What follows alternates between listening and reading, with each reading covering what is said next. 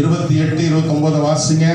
மத்தேயு சுவிசேஷம் 12வது அதிகாரம் 28, 29. நான் தேவனுடைய ஆவியினாலே பிசாசுகளை துரத்துகிறபடியால் தேவனுடைய ராஜ்யம் உங்களிடத்தில் வந்திருக்கிறதே, அன்றியும் பலவானை முந்தி கட்டினாலே ஒழிய பலவானுடைய வீட்டுக்குள் புகுந்து அவன் உடைமைகளை எப்படி கொள்ளையிடக்கூடும்? கட்டினானே ஆகில் அவன் வீட்டை கொள்ளையிடலாம். அல்லேலூயா. ஸ்பிரிச்சுவல் வார். இன்னைக்கு பிரசங்கம் என்னது? ஸ்பிரிச்சுவல் வார், ஆவிக்குரிய யுத்தம் என்கிற தலைப்பிலே இந்த காலவேளையிலே உங்களோடு கர்த்தருடைய ஆவியானவர் இந்த காலவேளையிலே பேசுவாராக. இந்த செய்தி எடுக்கிறதுக்கு முன்னாடி நான் ரொம்ப போராடிட்டேங்க. வசனம் என்ன செய்தி கொடுக்கறதே அப்படின்னு சொல்லி ஆண்டவர்கிட்ட ஜெபம் பண்ணிட்டு இருந்தேன். செய்தியே கிடைக்கல. கடைசி நேரத்துல தான் செய்தி கிடைச்சிச்சு. அல்லேலூயா. ஆண்டவரே இந்த செய்தி தானா அப்படின்னு சொல்லி ஆண்டவர்கிட்ட கன்ஃபார்ம் பண்ண சொன்னேன். அவர் கன்ஃபார்ம் பண்ணிட்டாரு, இன்ஃபார்ம் பண்ணிட்டாரு. அல்லேலூயா, அல்லேலூயா. நிறைய பேர் கேட்கலாம், ஆவிக்குரிய யுத்தம் அவசியமா அப்படின்னு சொல்லி கேட்கலாம். அல்லேலூயா. நீங்க இப்ப பதில் சொல்லுங்க பார்க்கலாம். ஆவிக்குரிய யுத்தம் நமக்கு அவசியமா? கண்டிப்பா அவசியம். அல்லேலூயா. ஆவிக்குரிய யுத்தத்தில் ஈடுபட வேண்டுமா? கண்டிப்பா நாம் ஈடுபட்டு தான் ஆக வேண்டும். சிலருக்கு யுத்தம் என்றாலே பயம். அல்லேலூயா, அல்லேலூயா. அல்லேலூயாவும் சொல்லுங்க. நோட்ஸ் எழுதுங்க. நோட்ஸ் எழுதினாலும் வாய் பேசத்தான் செய்யணும். அல்லேலூயா, ஸ்தோத்திரம். ஆவிக்குரிய உலகில் நாம் ஏன் யுத்தம் செய்ய வேண்டும் என்பதை நீங்கள் புரிந்து கொள்ள வேண்டும். ஏன் நமக்கு பிசாசோட யுத்தம் இருக்கு அப்படின்னு சொன்னா, நமக்கு சேர வேண்டிய சில ஆசீர்வாதங்கள், சில நன்மைகள்லாம் அவன் பிடிச்சு வச்சிருக்கிறான். புரியுதா உங்களுக்கு? நமக்கு கிடைக்க வேண்டிய சுகம், நமக்கு கிடைக்க வேண்டிய ஆசீர்வாதம், நமக்கு கிடைக்க வேண்டிய நன்மைகள் எல்லாம் சாத்தான் பிடித்து வைத்திருக்கிறான். ஆண்டவர் இங்கே சொல்றார், சாத்தானின் ராஜ்யம் எப்பொழுது கட்டப்படுகிறதோ அப்பொழுதுதான் ஆத்துமாக்களை கொள்ளையிட முடியும். அல்லேலூயா. யுத்தம் இல்லாவிட்டால் கொள்ளை பொருட்கள் இல்லை. சாத்தானின் கோட்டைகள் புகழ்ந்து அங்கிருக்கிற ஆத்துமாக்களை, ஆமென், ஸ்தோத்திரம், ஆண்டவருடைய படைப்பாகிய மனுக்குலத்தை, மனுக்குலம் யாரால உருவாக்கப்பட்டது? அவர் தான் உருவாக்கினார். ஏசப்பா தேவன் உருவாக்கினார். ஆனா இன்னைக்கு யாருடைய கையில இருக்கு? உலகத்தின் அதிபதியினுடைய கையில இருக்கு. உலகத்தின் அதிபதி யாரு? பிசாசினுடைய கையில இருக்கு. இன்னைக்கு நாம ஜெபிக்க தவறிவிட்டால், சபை ஜெபிக்க தவறிவிட்டால் உலகத்தின் அதிபதி கையில தான் இந்த உலகம் இருக்கும். ஆனால் நாம் என்ன செய்ய வேண்டும் என்று சொன்னால், பலவானை முந்தி கட்ட வேண்டும். அல்லேலூயா. பலவானை முந்தி கட்டி அவன் வாருக்கு வர்றதுக்கு முன்னாடி நம்ம அவனை அடிச்சு வீழ்த்திடணும். அல்லேலூயா, அல்லேலூயா.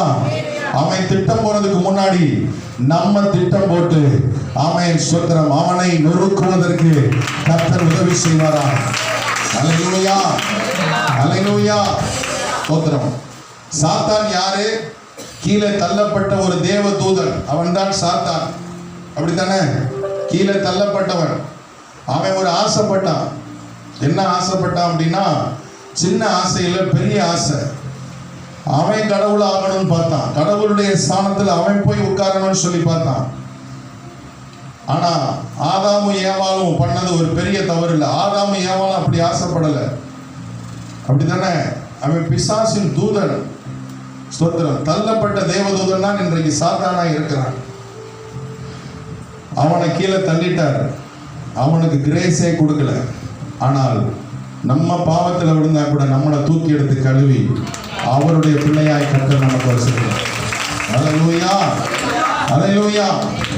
ஏன் யுத்தம் அவசியம் அப்படின்றது இன்னைக்கு காலையில் ஒரு 4 காரியம் சொல்லி நான் முடிக்க விரும்புகிறேன். ஏன் நமக்கு யுத்தம் அவசியம், ஏன் பலவான முந்தி கட்டணும் அப்படின்னு சொல்லி நான் பைபிள்ல இருந்து சில ஆதாரங்களை, ஏன் நமக்கு சாத்தானுக்கு ஏன் நமக்கு யுத்தம் அவசியம் அப்படின்றத குறித்து 4 காரியம் சொல்ல நான் ஆசைப்படுகிறேன். முதலாவது காரியம், ஆதியாகமத்தின் புஸ்தகம் 14வது அதிகாரம் 14வது வசனத்தை எடுத்தவர்கள் வாசிப்போம். ஆதியாகமத்தின் புஸ்தகம் 14வது அதிகாரம் 14வது வசனம். தன் சகோதரன் அதாவது ஆபிரகாமினுடைய சகோதரன் லோத்து இப்போ என்ன செய்கிறான்? சிறையாக்கப்பட்டிருக்கிறான். வாசிப்போம். ஆபிரகாம் அதை கேள்விப்படுகிறான். அவன் தன்னுடைய வீட்டிலே பிறந்த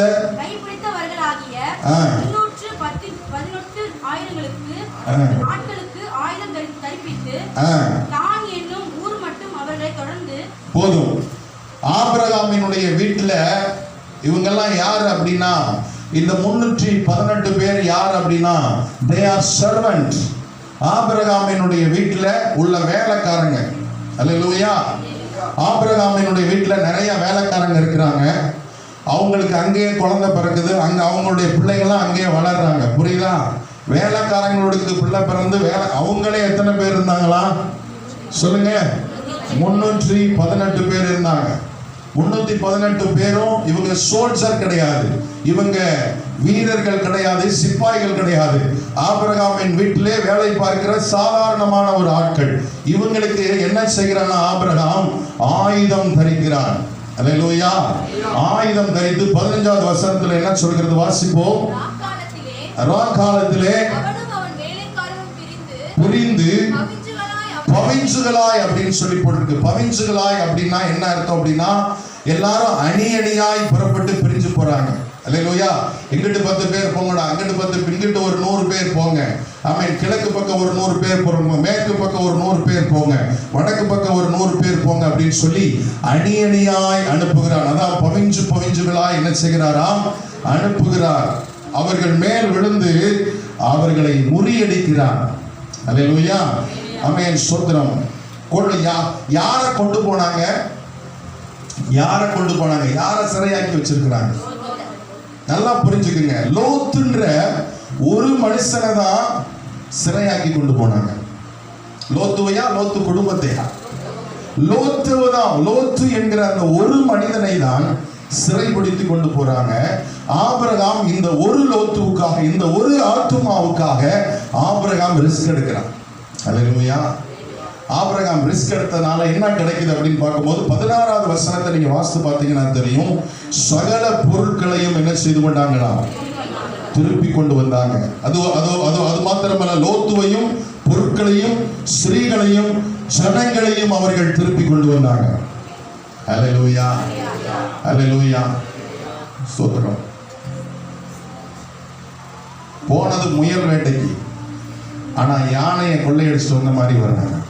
அல்லேலூயா.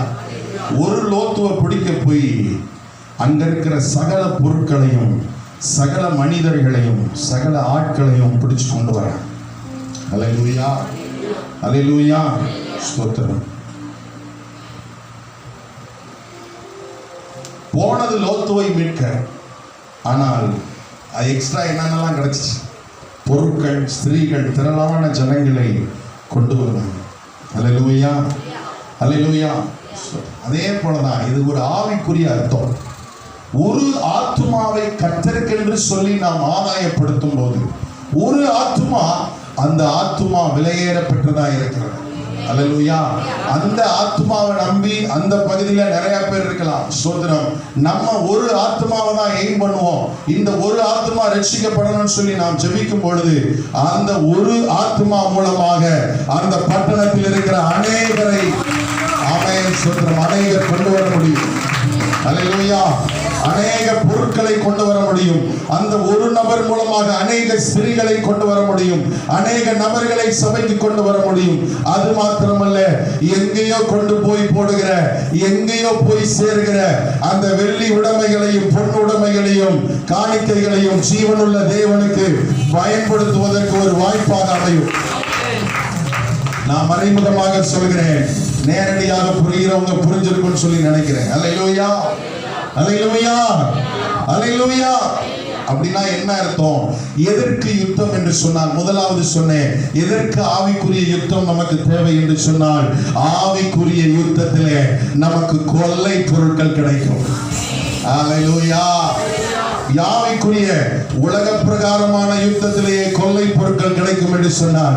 ஆவிக்குரிய யுத்தத்தில் நாம் ஈடுபடும் பொழுது சத்துருவானவன் திருடி வைத்திருக்கிற அத்துணை கொள்ளை பொருட்களையும் என் தேவன் நமக்கு சுதந்திரமாக கொடுப்பார். அல்லேலூயா. அல்லேலூயா. எதற்கு ஆவிக்குரிய யுத்தம் அவசியம்? ஏக ஸ்பிரிச்சுவல் வார். ஏன் ஆவிக்குரிய யுத்தம் அவசியம்? ஆவிக்குரிய யுத்தம் எதற்குனா, தனி மனிதனுக்காக நீ ஜெபிக்கும் பொழுது, தனி மனிதனுக்காக நீ போராடுகிற பொழுது, ஒரு மனிதனை கொண்டு கர்த்தர் ஒரு தேசத்தை மாற்ற முடியும், ஒரு நாட்டை மாற்ற முடியும். அல்லேலூயா, அல்லேலூயா, ஸ்தோத்திரம். கர்த்தர் இன்னைக்கு அப்படித்தான் மாத்திட்டு வர்றார். சினிமா நடிகர்களை ரட்சிப்புக்குள் நடத்தி கொண்டு வருகிறார்.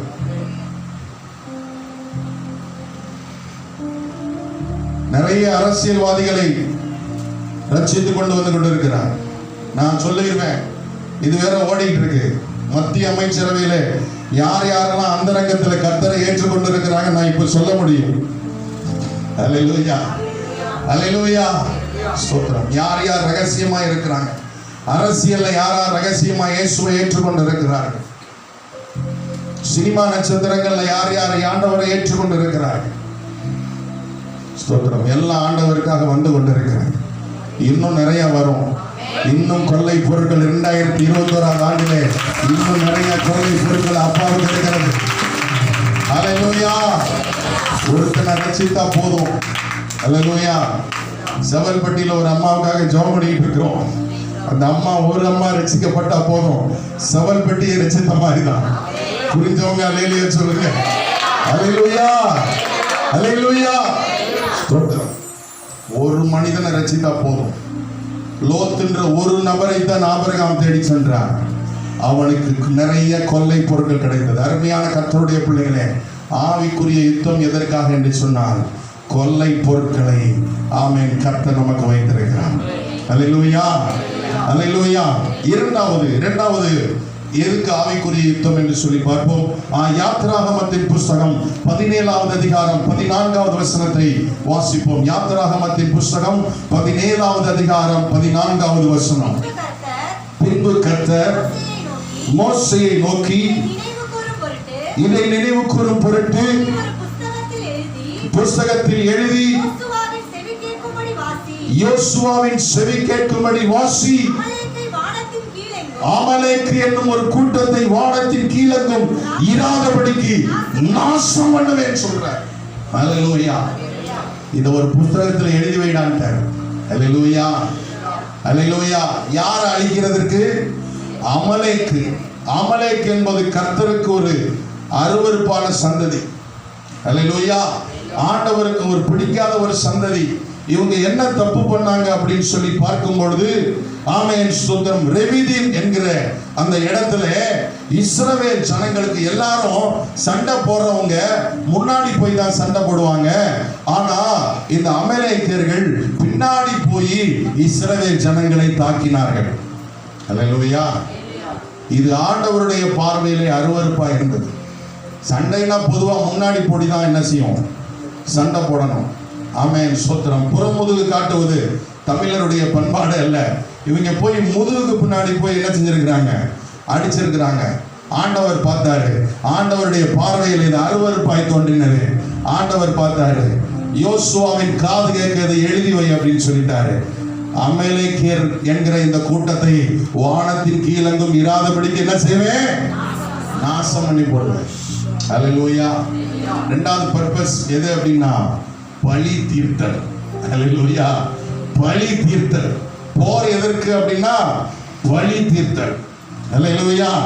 என்ன நடந்துச்சு வாசிப்போம். 1 சாமுவேலின் புஸ்தகம் 15வது அதிகாரம் 2வது வசனத்தை வாசிப்போம். 1 சாமுவேலின் புஸ்தகம் 15வது அதிகாரம் 2வது வசனத்தை. இஸ்ரவேல் ஜனங்கள் எகிப்திலிருந்து வந்த பொழுது அமலேக்கு அவர்களுக்கு வழி மறித்த செய்தியை மனதில் வைத்திருக்கிறேன். அல்லேலூயா. சொல்றது எதுக்கு கம்பேர் பண்றது உங்களுக்கு புரியுதா? நான் சொல்றத செய்தி புரியுதா? யோசுவாவின் நாட்களிலே ஆண்டவர் இதை எழுதி வைத்தார். அல்லேலூயா. யோசுவாவின் காது கேட்க இதை எழுதி வைத்தார். எதை எழுதி வைத்தார்? அமலேக்கிய ஜனங்கள் பின்னால வந்து இஸ்ரவேல் தாக்கினத அன்னைக்கு எழுதி வைன்னு சொல்லிட்டார். என்ன எழுதி வைக்க சொல்லிட்டாரு? அமலேக்கியர்களை கீழே வானத்தின் கீழங்கு இராதபடிக்கு நாசம் பண்ணுவேன் அப்படின்ட்டார். இப்போ நிறைய தலைமுறைகள், கிட்டத்தட்ட 10-15 தலைமுறைகள்லாம் பின்னாடி போயிடுச்சு. அல்லேலூயா. 10க்கு மேல தலைமுறைகள், அநேக தலைமுறைகள் போயிடுச்சு. அநேக தலைமுறை போனாலும் ஆண்டவர் அதை எழுதி வைத்திருக்கிறார். 1 சாமுவேல் 15வது அதிகாரத்துல 2வது வசனத்துல எழுதி வைத்திருக்கிறார். அநேக தலைமுறைகள் கழித்து எழுதி வைக்கிறார். இஸ்ரவேல் ஜனங்கள் வழிமறித்த அந்த சம்பவத்தை நான் என்ன செஞ்சிருக்கிறேன், மனதில் வச்சிருக்கிறேன். இவங்களை காலி பண்ணுடான்னு சொல்றார். யாரை வச்சு? சவுல் என்கிற ராஜாவை வச்சு என்ன செய்கிறார், காலி பண்ண சொல்றார். அல்லேலூயா. ஆனா சவுல் என்ன செய்தான் என்று சொன்னால், அதுக்கு கீழே உள்ள காரியங்கள்லாம் பார்க்கும் பொழுது அந்த வசனத்தினுடைய அந்த கீழ்ப்பகுதியை வாசித்தீங்கன்னா தெரியும். முதல் தரமானவங்க எல்லாம் விட்டுட்டான், 2ஆம் தரமானவங்க எல்லாம் விட்டுட்டான், நலமானதெல்லாம் விட்டுட்டான், அற்பமானவைகளையும் பலவீனமானவர்களையும் கொண்டு போட்டான். அல்லேலூயா. புரியுதா நான் சொல்ற சம்பவம்? புரியுதா நான் சொல்ற ஹிஸ்டரி? புரியுதா? கீழே வாசித்து பார்த்தீங்கன்னா தெரியும். வீட்டில் போய் நீங்க வாசித்து பாருங்க. முதல் தரமான அமலேக்கியர்களை விட்டுட்டான், 2ஆம் தரமான அமலேக்கியர்களை விட்டுட்டான், நலமானவர்களை விட்டுட்டான். யாரை போய் அடிச்சு காலி பண்றானா? பலவீனமானவர்களையும் அற்பமானவைகளையும். சும்மா நின்றவங்க எல்லாம் அடிப்பாங்கல்ல போலீஸ்காரங்க, சண்டை ஓட்டவங்களை விட்டுட்டு சும்மா ரோட்டு ஓரத்தில் நிற்கிறவங்களாம் அடிப்பாங்கல்ல, அது மாதிரி சவுல் ராஜா போர் புரிஞ்சிட்டார். ஆண்டவருடைய பார்வையில் இது அருவருப்பா போச்சு. ஆண்டவர் சொன்னபடி இருக்கணும். அல்லேலூயா. சவுல் ராஜா பண்ண தப்புனால சவுல் ராஜாவினுடைய ராஜ்யத்தையே ஆண்டவர் எடுத்துட்டார். அல்லேலூயா, அல்லேலூயா, அல்லேலூயா. தேவனின் விருப்பம் மனிதர்களை பழி வாங்குவது அல்ல. மனிதர்களை பழி வாங்குவது தேவனுடைய திட்டம் அல்ல. மனுக்குலத்தை ஏமாற்றிய சாத்தானை பழி தீர்ப்பதுதான் தேவனுடைய திட்டம். அல்லேலூயா, அல்லேலூயா. மனுக்குலத்தையே ஏமாற்றி மனுக்குலத்தையே வஞ்சித்த சாத்தான பழி தீர்ப்பதுதான் தேவனுடைய திட்டம். இயேசு எதற்கு பூமிக்கு வந்தார்? ஒரு பக்கம் பார்த்தீங்கன்னா பாவிகளை ரட்சிக்க வந்தார். இன்னொரு புறம் பார்க்கும்போது இயேசு எதற்கு வந்தார் என்று சொன்னால், பிசாசின் கிரியைகளை அழிக்கும்படிக்கு தேவகுமாரன் வெளிப்பட்டார். அல்லேலூயா. இயேசு 2 காரியத்துக்காக உலகத்துக்கு வந்தார். இயேசு எதற்காக வந்தார்? பாவிகளை ரட்சிக்க உலகத்துக்கு வந்தார். இன்னொரு திட்டம், பிசாசின் கிரியைகளை அழிக்கும்படிக்கு தேவகுமாரன் வெளிப்பட்டார். அல்லேலூயா. அப்போ போர் எதுக்கு? ஆவிக்குரிய யுத்தம் எதுக்கு? முதலாவது பாயிண்ட் சொன்னேன், கொள்ளை உடைமைகளை பங்கிடலாம். 2வது பழி தீர்ப்பதற்காக, மனுக்குலத்தை பழி தீர்ப்பதற்காக அல்ல, மனுக்குலத்தை ஏமாற்றிய சாத்தானை பழி தீர்ப்பதற்கு ஆவிக்குரிய யுத்தம் தேவை. அல்லேலூயா. 3வது யோசுவாவின் புஸ்தகம் 12வது அதிகாரம் 18வது வசனத்தை சீக்கிரமாய் வாசிங்க. இன்னும் ஒரே ஒரு காரியத்தை சொல்லி முடிக்க விரும்புகிறேன். யோசுவாவின் புஸ்தகம் 12வது அதிகாரம் 18வது வசனம்.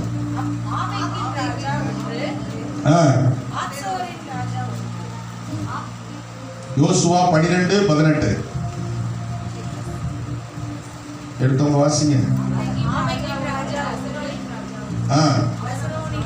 அவ்வளவுதான் இருக்கா? யோசுவா நெடுநாட்களா இந்த ராஜாவோடு 11:18 11:18 வாசிங்க. நெடுநாளாய் ராஜாக்கள் எல்லாரோடும் யுத்தம் பண்ணினார். அல்லேலூயா. யோசுவா நெடுநாளா, இங்க ஒரு யுத்தம் நடக்குது. யுத்தம் எதுக்காகன்னு சொல்லிக்கிட்டு இருக்கேன். ஃபர்ஸ்ட் யுத்தம் எதுக்காக? யுத்தம் எதுக்காக? ஆவிக்குரிய யுத்தம். கொள்ளை பொருட்கள். அல்லேலூயா. அந்த ஒரு மனிதனை கொண்டு நிறைய கொள்ளை பொருட்கள் என்ன செய்யும்? கிடைக்கும். 2வது பழி தீர்ப்பது. இவன் எதை பழி தீர்ப்பது? மனுக்குலத்தை பழி தீர்ப்பதற்காக அல்ல, மனுக்குலத்தை ஏமாற்றிய சாத்தானை பழி தீர்ப்பதற்காக ஆவிக்குரிய யுத்தம் என்று சொன்னேன். 3வது இங்கே பார்க்கிறோம், யோசுவா நெடுநாளா யுத்தம் பண்ணி கொண்டிருந்தார். இங்கே என்ன நடக்குது அப்படின்னு சொல்லி பார்க்கும் பொழுது, ஆமென், 19வது வசனத்தினுடைய கடைசி பகுதி என்ன சொல்லுது? மற்ற எல்லா பட்டணங்களையும் யுத்தம் பண்ணி பிடித்தார்கள். அல்லேலூயா, அல்லேலூயா. ஒரு பட்டணத்தை மாத்திரம் பிடிக்கல, ஒரு பட்டணத்தை மாத்திரம் பிடிக்கல, எல்லா பட்டணத்தையும் யுத்தம் பண்ணி பிடித்தார்கள் என்று சொல்லி இருக்கிறது. அப்படின்னா இங்க என்ன நடக்குது? என்ன நடக்குது? ஒரு பட்டணத்தை பிடிச்சு அப்புறம் அடுத்த பட்டணத்தை பிடிக்கிறாங்க, அடுத்த பட்டணத்தை பிடிக்கிறாங்க, அடுத்த பட்டணத்தை பிடிக்கிறாங்க. அப்படின்னா என்ன அர்த்தம்? மூணாவது யுத்தம் எதற்காக என்று சொன்னால் எல்லை விரிவாக்கம் செய்யப்படுகிறது. எல்லை விரிவாக்கம் செய்யப்படுகிறது. ஒரு பட்டணத்தையா பிடிச்சுக்கிட்டே போயிட்டோம்னா ஆமென், மொத்த பட்டணத்தை என்ன செஞ்சிடலாம்? கைப்பற்றி விடலாம். எல்லை விரிவாக்கம். யோசுவா நெடுநாளாய் யுத்தம் பண்ணி கொண்டிருக்கும் போது இங்க என்ன நடக்குது அப்படின்னா 19வது வசனத்தின் கடைசி சொல்கிறது, மற்ற எல்லா பட்டணங்களையும் யுத்தம் பண்ணி பிடித்தார்கள். அல்லேலூயா, அல்லேலூயா. காரியாபட்டியை சுத்தி எத்தனை பட்டணம் இருக்கு? கிராமம், பட்டணம் இல்ல, கிராமம். 107 கிராமங்கள் இருக்கு. அல்லேலூயா. நம்ம ஊருக்காக இன்னும் சரியா ஜெபம் ஓடல. ஆமென். நம்ம ஊர்ல இருக்கிற சாத்தானெல்லாம் கட்டணும். புரியுதா? நம்ம ஊர்ல ஆமென் ஸ்தோத்திரம், தேவனுடைய ராஜ்யத்திற்கு விரோதமாய் செயல்படுகிற சாத்தானை கட்ட வேண்டும். அல்லேலூயா. முதலாவது காரியாபட்டியை கட்டணும். அதுக்கப்புறம் காரியாபட்டியை சுற்றி இருக்கிற ஒவ்வொரு கிராமங்களில் செயல்படுகிற சத்துருவினுடைய கிரியையை கட்ட வேண்டும். அப்படி ஒவ்வொன்னா கட்டி கட்டி கட்டி கட்டி போகும்போது மொத்த பிசாசுகள் இந்த பட்டணத்தை விட்டு வெளியே போயிடும். ஆமென் ஸ்தோத்திரம். நம்முடைய எல்லை விரிவாக்க கர்த்தர் உதவி செய்வாராக. ஒவ்வொரு ஏரியாவில் கிரியை செய்கிற அந்த பலவானை கட்டுகிற பொழுது தேவன் அற்புத அடையாளங்களை செய்வார். அல்லேலூயா, அல்லேலூயா. எல்லை விரிவாக்கம் செய்யப்படுகிறது.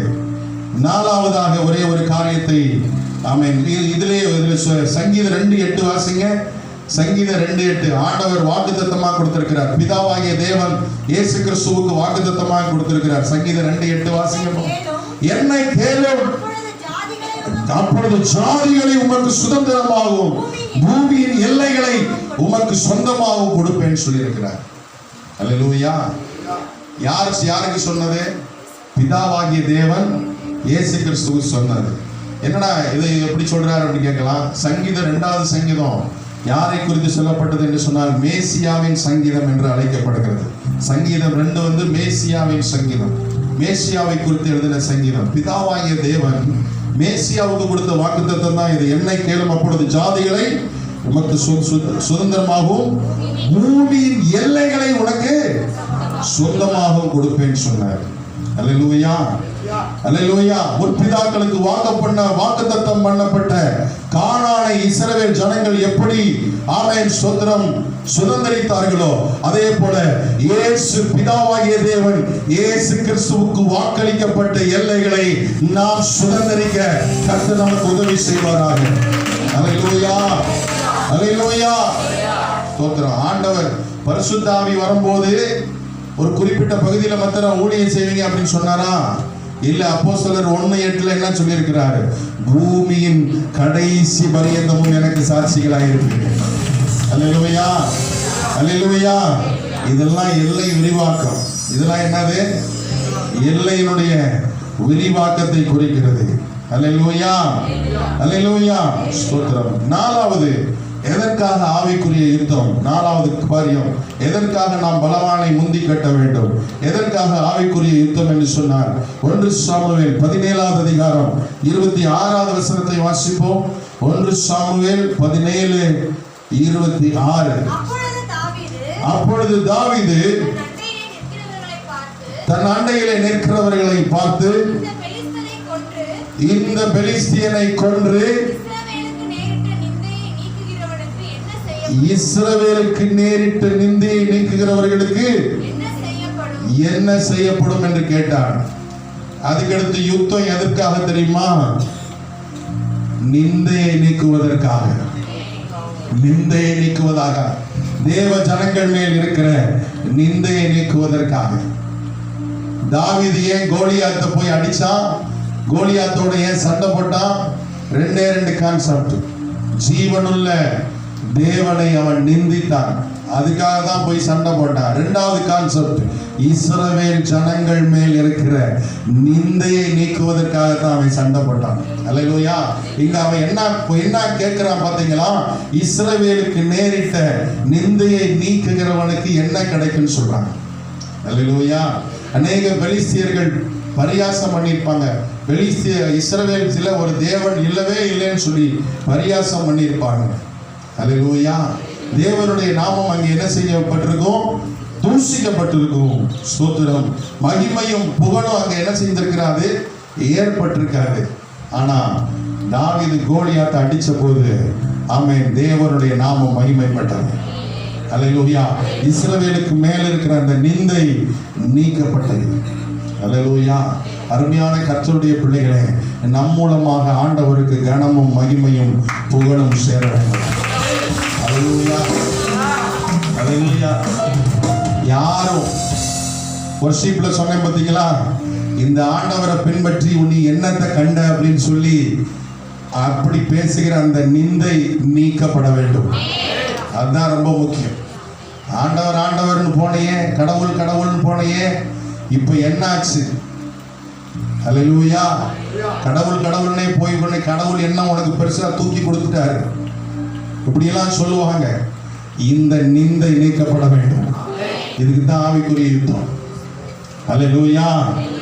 அல்லேலூயா. அல்லேலூயா. எபேசியர் 6வது அதிகாரத்திலே சொல்லி இருக்கிறது 11வது வசனம், பிசாசின் தந்திரங்களை எதிர்த்து நிற்பதற்கு ஆமென், ஸ்தோத்திரம், ஆமென், ஹல்லேலூயா, தேவனுடைய சர்வாயுத வர்க்கத்தை தரித்துக் கொள்ள தேவ ஆவியானவர் இந்த காலை வேளையிலே நமக்கு உதவி செய்வாராக.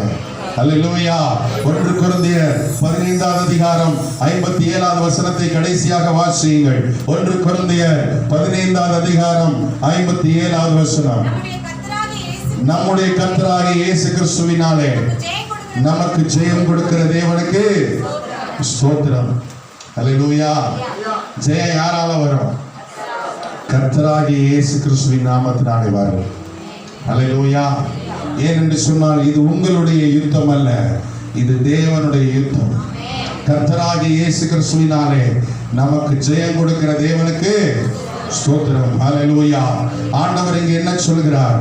பலவானை, திரும்பவுமாக அந்த அதிகாரத்தை வாசிப்போமா? திரும்பவுமாக அந்த அதிகாரத்திற்கு உங்களை கூட்டி செல்ல விரும்புகிறேன்.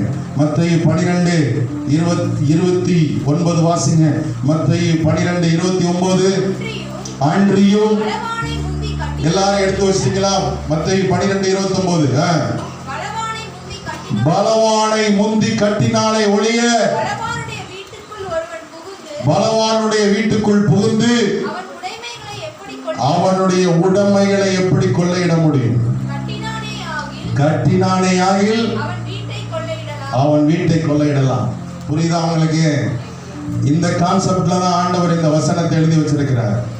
பலவான முந்தி கட்டணும். அல்லேலூயா. ஆண்டவருடைய இந்த தேசம் ஆண்டவருக்கு சொந்தமாய் மாற வேண்டும். இந்த கிராமம் ஆண்டவருக்கு சொந்தமாய் மாற வேண்டும். இந்த காரியாபட்டி ஆண்டவருக்கு சொந்தமாய் மாற வேண்டும் என்று சொன்னார் பலவானை முந்தி கட்ட வேண்டும். அல்லேலூயா. பலவானை முந்தி கட்டும் பொழுது அவருடைய உடைமைகளை கொள்ளையிடலாம். அல்லேலூயா. அல்லேலூயா. பலவானை முந்தி கட்டும் போது தேவனுடைய பழி தீர்க்கும் செயல் இந்த பகுதியிலே நடைபெறும். மனுக்குலத்தை அழிப்பது அவருடைய பழி தீர்க்கும் செயல் அல்ல. மனுக்குலத்தை ஏமாற்றிய சாத்தானை பழி தீர்ப்பதுதான் தேவனுடைய செயல். அல்லேலூயா. அப்போ பலவானை முந்தி கட்டும் போது என்ன நடக்குது? அவனுடைய உடைமைகளை கொள்ளையிடலாம். இரண்டாவது, தேவனுடைய பழி தீர்க்கும் செயல் இந்த பகுதியில் நடைபெறும். மூன்றாவது, எல்லை விரிவாக்கப்படும். ஆமென். நாலாவது, தேவ ஜனங்கள் மேல் இருக்கிற நிந்தை நீக்கப்படும். இந்த 4 காரியத்திற்காக யுத்தம் அவசியம். அல்லேலூயா. ஆவிக்குரிய யுத்தத்திற்கு எத்தனை பேர் தயாராயிட்டீங்க? அல்லேலூயா. இந்த யுத்தம் உங்களுடையது அல்ல, தேவனுடைய யுத்தம். இந்த யுத்தத்தை ஆண்டவருடைய ஊழிய நாட்களே ஆரம்பிச்சாரு. அல்லேலூயா. அல்லேலூயா. உங்களுடைய முழங்கால்கள் முடங்குகிற பொழுது கர்த்தரே தேவன் என்று அநேகர் அறிக்கை செய்ய வைப்பாங்க. அல்லேலூயா. எலியாவினுடைய நாட்களிலே இஸ்ரவேல் ஜனங்களுடைய நிந்தை நீங்கிட்டு பாகால் தெய்வம் என்று சொல்லி ஒரு குரூப் சொன்னாங்க. இல்லையா, பாகால் கடவுள் கிடையாது, கர்த்தரே தெய்வம் என்று சொல்லி அநேகர் ஆர்ப்பரிக்க செய்தார்கள். உயிர் திறந்த இயேசு கிறிஸ்துவை பிரகடனம் செய்ய ஆண்டவர் உங்களையும் என்னையும் அழைத்திருக்கிறார். அல்லேலூயா. பலவானை கட்டுவோம்.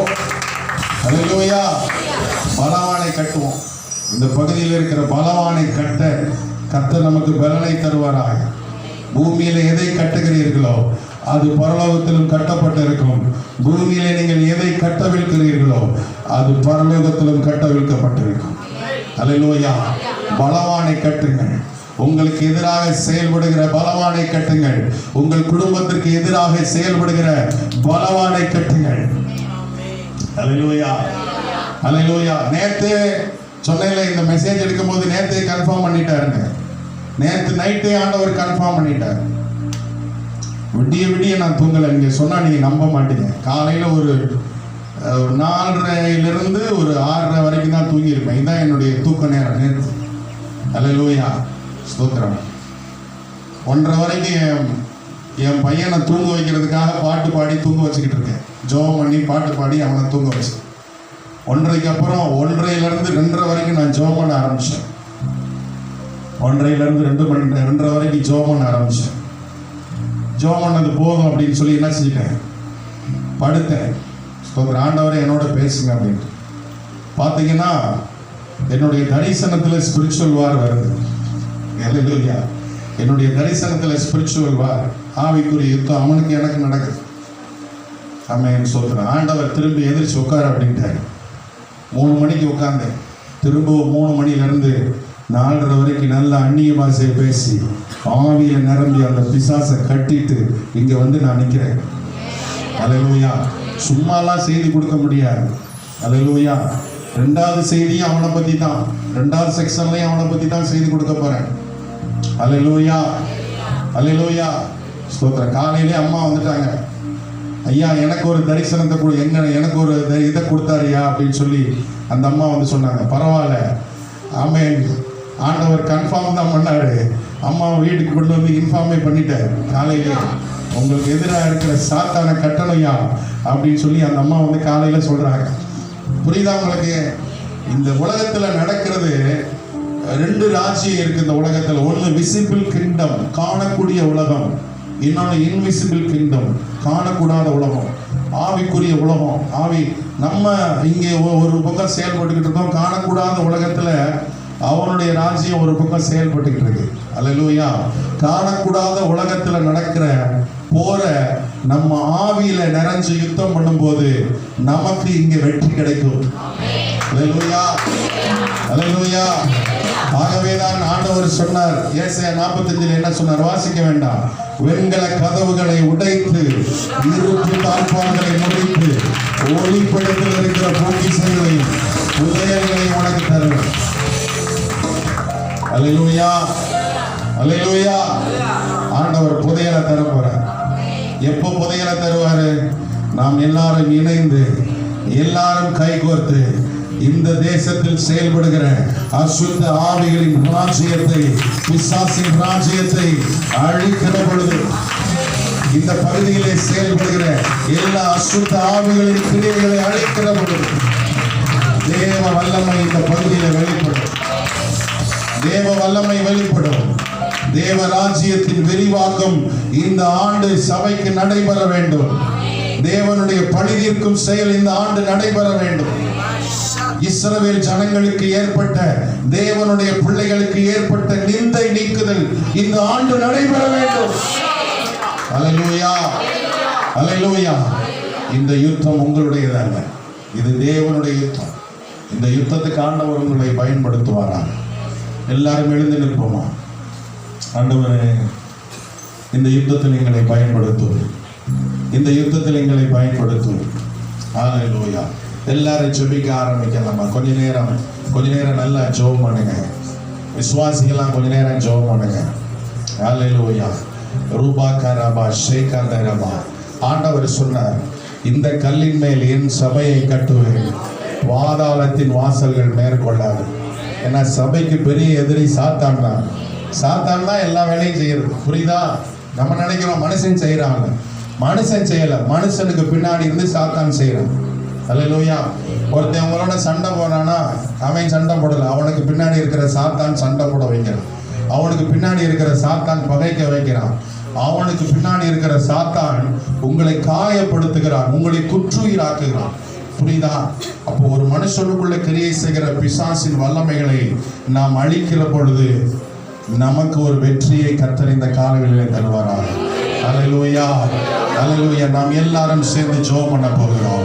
நாம் எல்லாரும் சேர்ந்து